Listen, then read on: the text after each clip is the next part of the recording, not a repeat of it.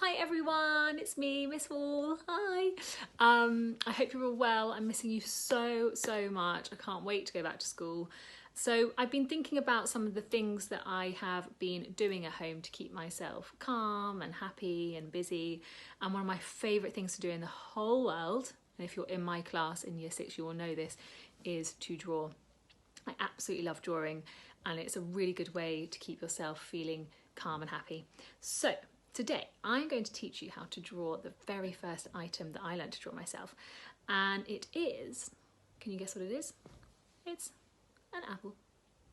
Now this might look like a little bit of a boring item to draw, but actually so many people get apples wrong. They draw them like circles with just a little stick sticking out the top, and hopefully you will have an apple lying around your house because they are very healthy and they are good for you. And once I've drawn mine, I would love it if you had a go at drawing an item in your house and uploading it to our Twitter account or sending it to our parent email address.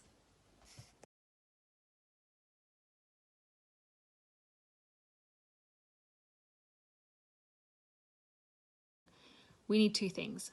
We need paper and we need a pencil.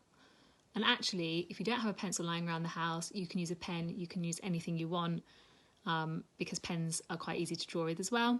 And you don't really need a rubber. I know we're a bit obsessed with using rubbers, but if you make a mistake whilst you're doing this, that's okay, because you can just use your mistake and incorporate it into your design.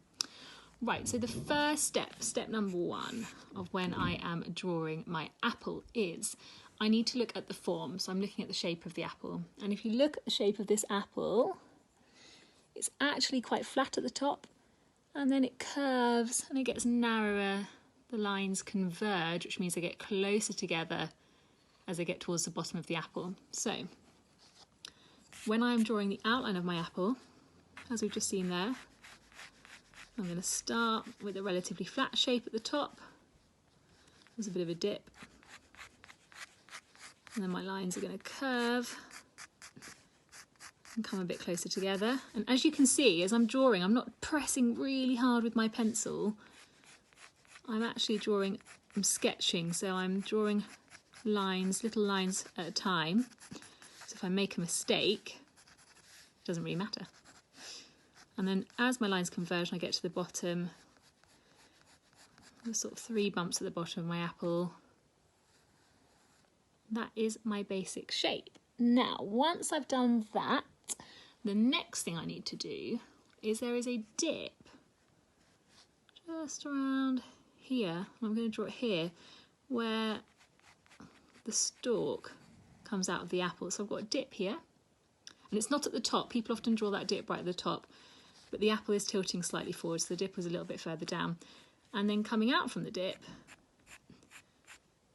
is an apple stalk. It doesn't have to be perfectly straight, and it's a bit wide at the top, and then it gets narrower at the bottom. So that is my first step. And if you want to leave it like that, you can, but if you want to carry on and make your apple look a little bit more realistic, then next I'm going to draw some of the textures and the lines I can see on the apple. So if you look closely, there are loads of amazing marks. It's almost quite stripy, going down at the side of the skin. And so I'm going to try and incorporate, I'm going to try and use those marks in my drawing to make the apple look a little bit more 3D. So the marks, they sort of follow the shape of the apple. So they start being nice and curved here, and they are curved here, and they get straighter as you get to the middle. And then we curve the other direction as we get to the other side of the apple. And then coming out of the dip, the lines go away from you backwards, like that. So you can see they're coming out of that dip. And then I've got some little sort of blotches and marks, because like anything from nature, apples are not perfect and they are covered in little marks. So I'm going to draw some of these marks, and I'm going to look really closely at it. So I try to get them as accurate as possible. And I'm doing this quite quickly because it doesn't need to be perfect. If you make a mistake, And it looks like you scribble a little bit, it really doesn't matter.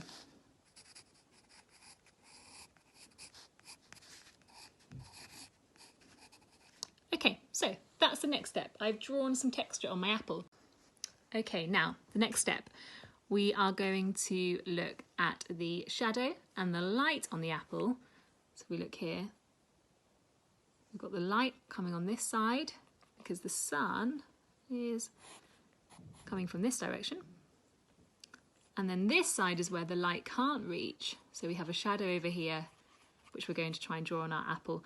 Now, the really good thing about shading is that it doesn't have to be perfect, and you can actually scribble a little bit. So the light is on this side, so we're not going to shade this side. We're going to shade on this side. So I'm literally going to scribble. This is my favourite bit, shading, because it really doesn't have to be perfect. So I'm going to scribble on this side of the apple here, because this is where we've just said the sun can't get to.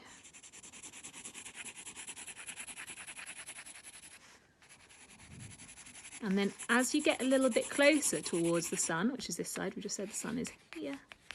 As you get a little bit closer to the sun,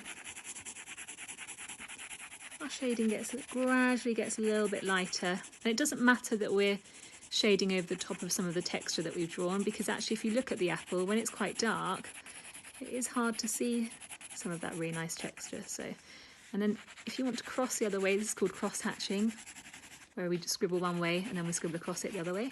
It's also a good way to build up shade. So I've kind of drawn my shadow from one side of my apple. I'm just going to draw a couple of those lines that I've scribbled over a little bit. And then we've also got some shadow underneath the apple here, because of course the light can't get to the bottom of the apple. And we've got some here as well. So this dip where the stalk is coming from, obviously it's a dip, which means that the sun can't get into it. So this is a particularly shady area.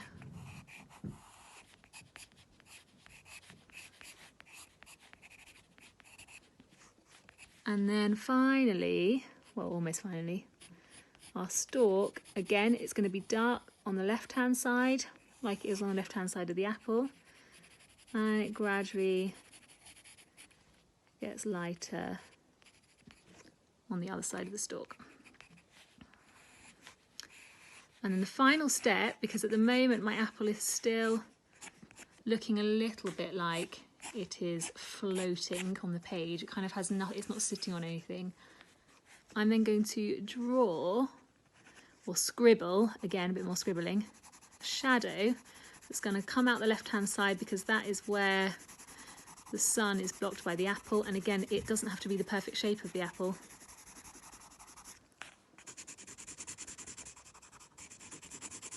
And that should make the apple look like it is sitting on a table or something.